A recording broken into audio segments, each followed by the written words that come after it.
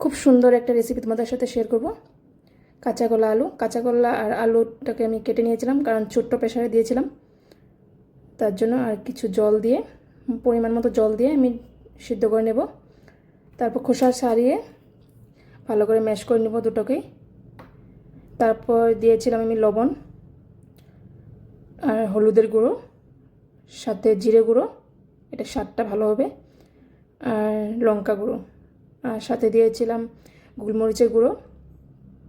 এটা দিলে দিতে পারো, নাও দিতে পারো, এটা অল্প স্পাইসি ভাবটা বেশি আনবে। আর সাথে ছিল কর্নফ্লাওয়ার। সেটাকে ভালো করে মেখে শেপ দিয়ে নিয়েছিলাম। আমি মাছের মতো শেপ দিয়ে নিয়েছিলাম, যে যার মতো শেপ দিতে পারো, গোল গোল বড়ার মতো করতে পারো। আর সেটাকে ভেজে নিয়েছিলাম।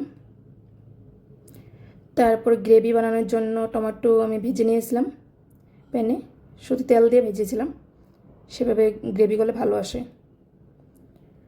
আর দিয়েছিলাম জিরে গুঁড়ো আর লঙ্কা গুঁড়ো দিয়ে, জিরে আর শুকনো লঙ্কা ফোড়ন দিয়েছিলাম। তারপর দিয়ে দিয়েছিলাম আমি সেই টমেটো মিক্সিটা, দিয়েছিলাম লবণ, হলুদ গুঁড়ো, লঙ্কা গুঁড়ো।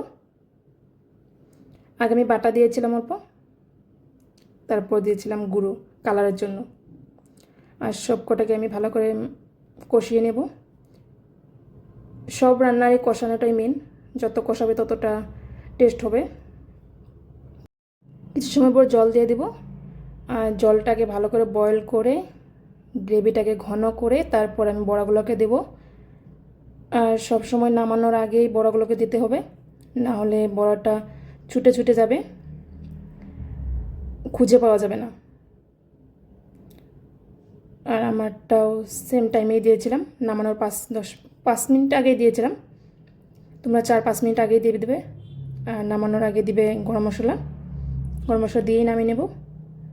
আর আমারটা দেখতে এরকম হয়েছিল। টাটা।